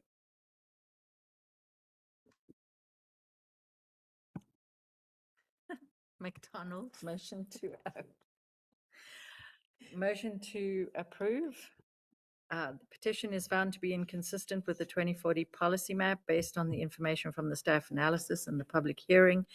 And because the 2040 policy map recommends the community activity center place type. However, we find this petition to be reasonable and in the public interest based on the information from the staff analysis and the public hearing. And because the nearby community has expressed a strong desire for this kind of economic investment, And it's also within walking distance to the homes within that area. So they wouldn't have to utilize the drive-through even though it's there. Does that get added? Yeah. Okay, there you go. You guys can make, you The- craft whatever statement you This want. doesn't go in the consistency in the statement necessarily, but the road itself, North Tryon, is a significant barrier to walkability. And it's going to be for decades, unless it has a major road diet. All right, your motion's done? Do I Yes. hear a second? Gaston, second. All those in favor, or it's been motioned by Commissioner McDonald, seconded by Commissioner Gaston. All those in favor, please say aye. Aye. Any opposed? Aye. Evil mean Douglas, that's it. That passes 5-1, and Douglas's opposition statement would be that I'm not opposed to economic development there or community amenity being placed there. I do believe that this is we're putting a car-centric use less than 1,000 feet away from a light rail stop, and that those two things are not compatible. So, all right. On to item number 14 on our agenda, rezoning petition 2025-095 or 098 by High Street District Development, Inc. And we've missed him but he's back in the top of his game. It's Joe Mangum. Thank you. This site is just over 7 acres. It's located on Pineville Matthews Road, east of Carmel Commons Boulevard. The site is currently developed with suburban style office building under current zoning of OFC. The proposed zoning is CAC1 conditional. The 2040 policy map recommends the community activity center place type. The proposal would allow for 380 multifamily stacked dwelling units as well as 4,500 square feet of non-residential uses. Building envelopes be established along street frontages and property boundaries. Open space as well along the perimeter of the site with parking in the center, which will be accessed by one driveway off of Carmel Commons Boulevard. An 8-foot planting strip and 12-foot multi-use path be provided along Pineville Matthews, as well as an 8-foot planting strip and 8-foot sidewalk along Carmel Commons Boulevard. A pedestrian cross access is shown in the southeastern corner of the site. Building height would be limited to 80 feet or 120 feet with bonus provisions. A petitioner is providing a menu of possible open space components, of which they are committing to 4. Since the public hearing, the petitioner has confirmed that the non-residential uses would be along a public street frontage. Staff recommends approval of this petition. There are 2 outstanding issues. One is a request for cross access to adjacent parcels. Understand the petitioner is continuing to work with CDOT on that issue. The other is there's a 3-year sunset clause for the non-residential uses that staff has maintained a request for. Petitioner does not feel that is they can remove that sunset clause just based on economic retail conditions in that part of the city. But staff does recommend approval upon resolution of those outstanding issues. Petition is consistent with the policy map recommendation for the community activity center place type. That place type promotes a variety of uses such as retail, restaurant, office, and multifamily residential in a walkable and transit-friendly environment. As proposed, there would be multiple uses on the current site, which is what staff is really looking for in activity centers, particularly replacing an automobile-centric office building. I'll take any questions. Thank you very much, Joe.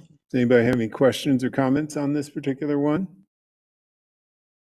Joe, if not, I will shoot. Joe, can you talk to me about the outstanding issue removes the sunset clause for non-residential uses? Tell me what the sunset clause is and how it works, and why do you want it removed? So the sunset clause that is currently in the plan would allow for the 4,500 square feet of non-residential uses, if not leased within a 3-year period, Mm-hmm. to be converted to a residential use, maybe a supportive use for the multifamily. Yeah. And staff has been kind of firm from the pre-submittal meeting that we really wanted non-residential uses on the site, as we're trying to get a mix of uses on individual blocks versus having segregated uses down the street from one another. And I was just speaking with the petitioner, and their feeling is that they are not going to be able to remove that sunset clause. They want that to remain. That's just something that staff is going to have to work through after zoning committee. Okay.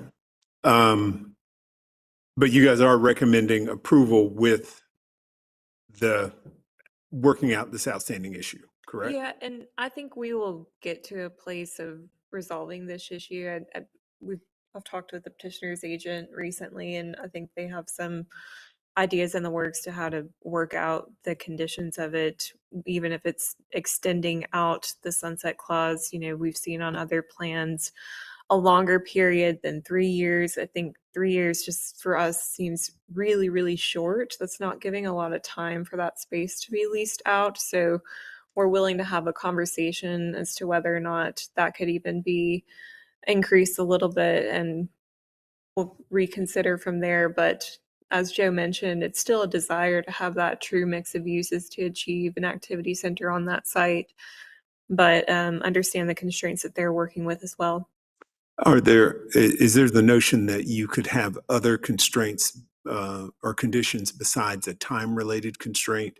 For instance, if there were other developments in the area that might satisfy the notion of having some of those buildings with multiple uses close by? Or, I mean, is there anything external to the project that could help alleviate the need for that sunset clause to be there or removed? Excuse me. I mean, the petitioner would already point to the fact that there are existing non-residential uses outside of the site's boundaries. So there are not specifics as to what the uses of the non-residential portion, what exactly they will be on the site. So Yeah. that can be a little bit convoluted. We wouldn't want to pin them down into something that's too inflexible in that language. I think potentially just considering a different length of time might be an easier route. And this is just one for my own clarity. Oftentimes we see multifamily developments pop up, and they have non-residential uses, quote unquote. It is the leasing office down. Correct. Is that not a part of this project, or is that not acceptable for this? And I'm totally out here on a limb, so we typically ask for that. So I have to come through the language of this one again, but we typically ask for that to specifically state that the non-residential uses would have to be unrelated to. Okay. They've got that. Yeah. Okay. Yeah, it may not consist of leasing office, fitness center, other. Okay. Yeah. All right. Thank you. Thank you. Does anybody? I'm just rambling on over here. Anybody else got a question?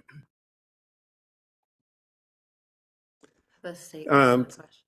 Commissioner Shaw. Yeah, thank you all for all that clarity, and Douglas, thanks. That was helpful to go through. Again, Douglas is the big bad man today, and I'm the big bad commercial developer. So I'm just going to put out there for the committee's consideration and hopefully council's future consideration. At a location like this, and again, this is just speaking from my own personal experience, when you're, a stone's throw from, Cromwell Commons, I think it's called, or whatever that shopping center right next door is called, to convince a retail or office user to, co-locate along with a bunch of multifamily units rather than having surface parking with, direct access to Carmel and 51. I don't think it's super realistic from a market standpoint. Retailers generally like to be with other retailers, and I think that we're sort of accomplishing the mixed use nature of this corridor with you know, granted, agree and appreciate that it would be nice to have the mix of uses in each project. But in this case, we're sort of accomplishing it with the other shopping centers that are proximate.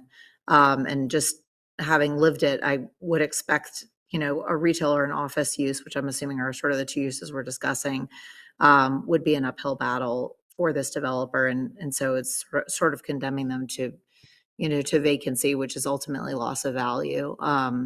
Which it sounds like they're agreeing to a point, but just putting that out there for group consideration. Have you been to the Chuck E. Cheese down there? I have been going to that Chuck E. Cheese since I was about Yep. 6 years old, sadly. Me too. Did you go with your kids? That's the question. I have been with my kids as well. Okay. All right. Wow. Just went there a couple of times too many. Anybody else on this side got some questions about that? Not the Chuck E. Cheese, but about the petition. The Chuck E. Cheese is just like every other Chuck E. Cheese. I do. Yeah. Commissioner McDonald. Be very confused, but is it in the policy that we should be requiring this mixed use in every development? Like in this location, being so close to other retail? And it's part of the activity center goals to have a healthy mix of uses. I think what we've looked at is there are retail, office, and some residential through some previous rezonings in the area. So we still typically ask to try to incorporate some of that just to provide more balance. So that's part of the overall goals of the activity center. So, but we certainly look at the activity center on a holistic basis as well as to what the balance of uses are. In fact, we're going through and studying all the activity centers in the city right now to understand the balance of uses so we can make better asks during the rezoning process and potentially adjust our regulations in the UDO to get mixed use outcomes. This one has a grocery store. There's a pretty healthy mix of office. There is a pretty also healthy dose of entitled residential. So we also felt like it was important to see if we could get some of that incorporated into this project to continue to serve everything a little bit better and more balanced, but certainly understand the constraints, which is why we were, I think, good in considering a timeline to potentially have that leased out. It's just we'd like to maybe see that effort be a little bit stronger than what we currently have. And if it doesn't come together, then we're okay with understanding that the market just wasn't there for it. Thank you. Mm-hmm. We good? Do I hear a motion for the disposition of rezoning petition 2025-098? Millen, motion to approve. Having reviewed the petition and considered a consistency statement prepared by staff to approve this petition, I move that we recommend approval of petition number 2025-098 as it appears before us and the adoption of the consistency statement. McDonald, second. It's been motioned by Commissioner Millen and seconded by Commissioner McDonald. All those in favor, please say aye. Aye. Any opposed? That passes unanimously. Item number 15 on our agenda is rezoning petition 2025-099 by Crescent River District LLC. Hey, Joe is doing this one again. Surprise. This is awesome. We're going to change this to the Joe Mangum Show. This site is just about 62 acres located on the west side of Dixie River Road, north of Westbound Drive and south of Sadler Road. It is in or adjacent to the River District. Majority of the site is under construction right now, 61 acres. This proposal would add 1 acre, which is currently zoned N1A, and would be a site plan amendment to that 61 acres zoned MX2 Innovative. The 2040 policy map recommends the Community Activity Center place type. The increase of the 1 acre, there'd be an additional 22 residential dwelling units allowed for a total of 510 on the 62 acre site. All previous commitments for development standards and transportation improvements would be carried forward. Staff recommends approval of the petition. It is consistent with the Community Activity Center place type. And I will take any questions. Thank you very much, Joe. Does anybody have any questions or comments on this particular petition? If not, do I hear a motion for the disposition of item number 15, rezoning petition 2025-099? Gaston, having reviewed the petition and considered the consistency statement prepared by staff to approve this petition, I recommend that I move that we recommend approval of petition number 2025-099 as it appears before us and the adoption of the consistency statement as it appears before us. McDonald, second. It's been moved by Gaston and seconded by McDonald. All those in favor, please say aye. Aye. Any opposed? That passes unanimously. Item number 16 on our agenda is rezoning petition 2025-101 by Jordan's Pond Holding Company, LLC. And is somebody going to be Shayla tonight? I'll cover this one. Okay. You guys look, you could be twins. What was it? You could be twins. Okay. Yeah. We'll just go with that. I've covered everybody at some point. It's fine. Okay. This site is approximately 3/4 of an acre located north of the north corner of Valleydale Road and Fred D. Alexander Boulevard. It is currently zoned a mix of 3 different zoning districts. So we have a bit of the I-2 conditional, which is that legacy ordinance industrial zoning in the brown here on this map. Then we have some manufacturing logistics 2 on the eastern side of the site, and just a little bit of neighborhood 1B in the yellow. They are proposing to go to neighborhood 1F, which is consistent with the policy map's recommendation for the neighborhood 1 place type at this site. This is a conventional petition, so there is no associated site plan. As I noted previously, this is recommending neighborhood 1 place type. So this would bring the site into alignment with the policy map and take it from the aggregate of 3 different zoning districts and bring it into one consistent zoning district across that land. It is appropriate to establish a bit more of an more intense residential zoning district here, where we have an intersection of 2 arterial roads, and would still establish a bit of a transition to the abutting neighborhood 1 zoning that's just to the north of the site. Also important to note that a large portion of the site would remain undeveloped as it's bisected by a utility easement, which greatly limits the actual development envelope that could occur and establishes a natural buffer between where this site could have a development occur and where the neighborhood 1 lots are located just to the north. And I'll take any questions. Thank you very much. Anybody have any questions, comments?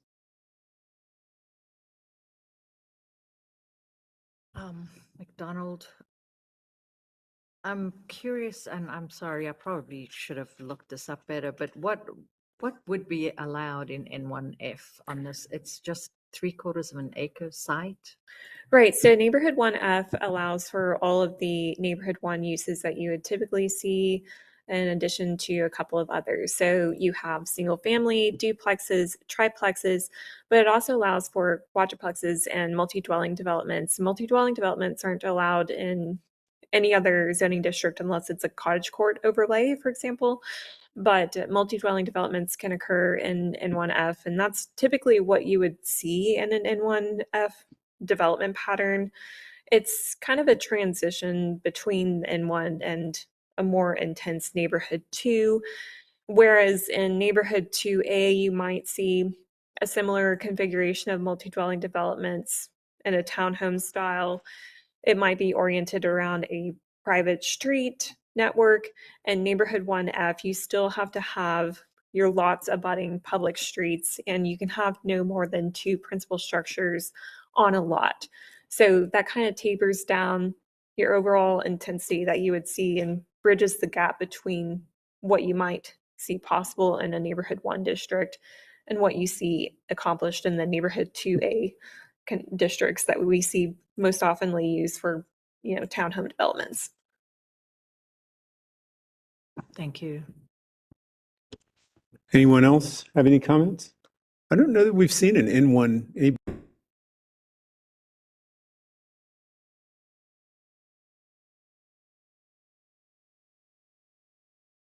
Petition, but considering how small this site is, and again, because it has that large utility easement that buffers this property and the adjacent single family, that's why we thought it'd be Okay. appropriate for it to be conventional.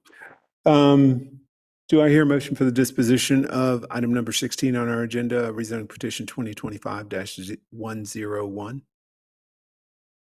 Shaw, motion to approve. Having reviewed the petition and considered, oh, sorry, we're reading this one now. The petition is found to be consistent with the 2040 policy map based on the information from the staff analysis in the public hearing. And because the 2040 policy, okay. I move that we recommend approval of petition number 2025-101 as it appears before us and the adoption of the consistency statement as it appears before us. Is there a second? Millen, Donald, second. I'm going to give it to Millen. It's been moved by Commissioner Shaw, seconded by Commissioner Millen in a steel cage death match. All those in favor, please say aye. Aye. Any opposed? That passes unanimously. We're up to item number 17, the next to last item on our agenda. And it is rezoning petition 2025-105 and by Pappas Properties. 03, excuse me, by Pappas Properties. My watch has 5% left, so that's how much longer we've got in this meeting.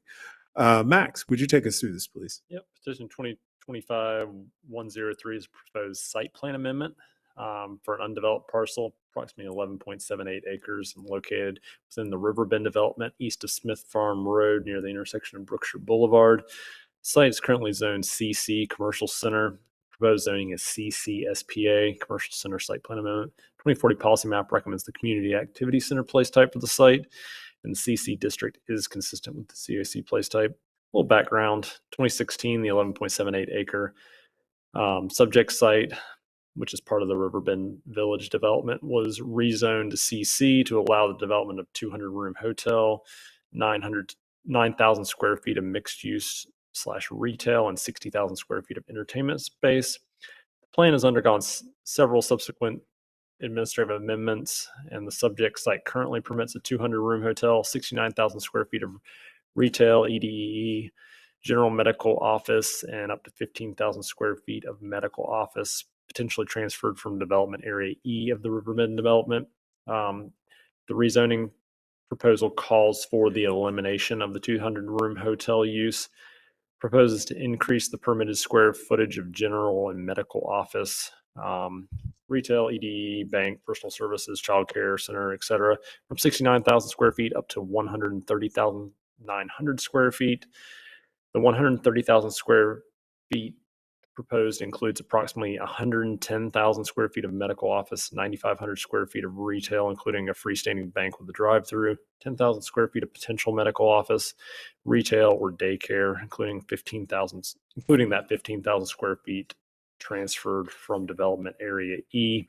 Staff recommends approval of this petition as the site is part of a larger existing development, which contains a variety of retail, restaurant, office, and personal service uses, and is adjacent to a development with a mix of multifamily uses, including stacked and attached.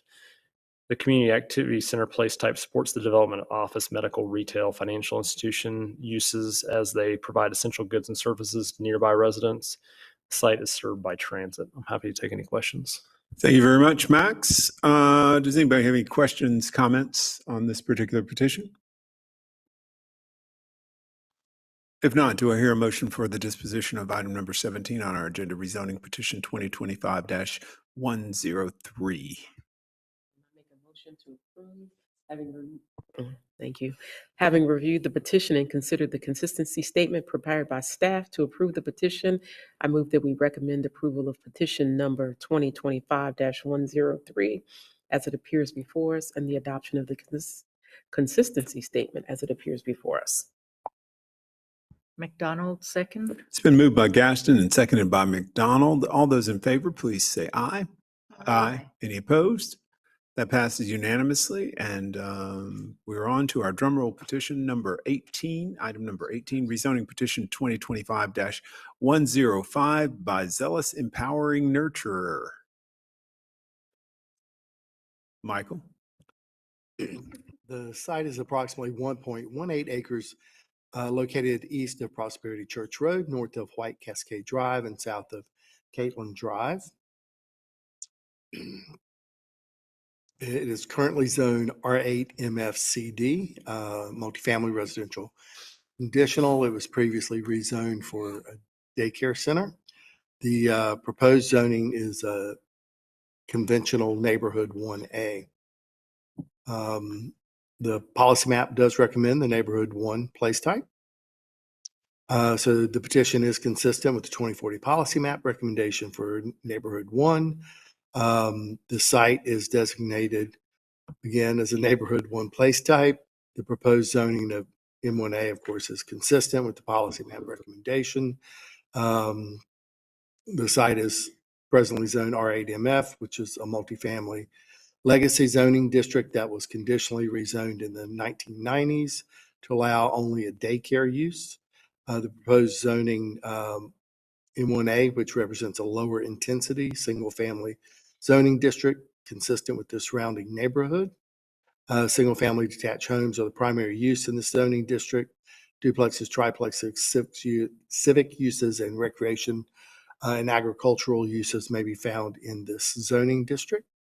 And staff does recommend approval. Thank you very much, Michael. I will just point out to everybody on the committee, every once in a while, we will run into one of these where the legacy zoning is like a single use rezoning or a single use, and people have to get a rezoning to do something that probably seems incredibly obvious, but we'll every once in a while we'll run into those. So just be aware of that as you make your decisions in the future. Any comments or questions about this petition? If not, do I hear a motion for the disposition of item number 18 on our agenda, rezoning petition 2025-105? Gaston, having reviewed, I make a motion to approve, having reviewed the petition and considered the consistency statement prepared by staff to approve this petition, I move that we recommend approval of petition number 2025-105 as it appears before us, and the adoption of the consistency statement as it appears before us. Shaw, second. It's been moved by Gaston, seconded by Shaw. All those in favor, please say aye. Aye. Any opposed? That passes unanimously, and that gets us to the end of our long and whatever nightmare. Thank you very much, everybody. We are out of here.